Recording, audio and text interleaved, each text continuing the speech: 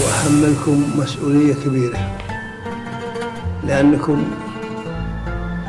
اخترناكم من بين الشعب المملكة العربية السعودية، ولازم تقدرون هذه، ولازم تتحملوا المسؤولية، ولازم تدون واجبكم نحو دينكم ووطنكم وشعبكم. وأطلب منكم إن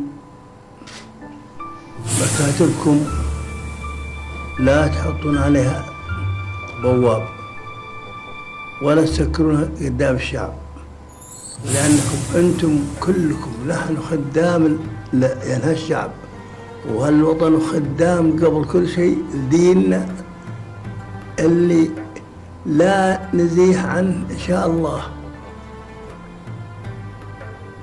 دين العزة، دين الكرامة، دين الوفاء، دين الأخلاق، هذا لا يمكن نزيح عنه إن شاء الله، نحن وأبنائنا وأبناء أبنائنا إن شاء الله، لأنه شعب المملكة العربية السعودية شعب مسلم أصيل، وأن الله يوفقه لخدمة دينه ووطنه.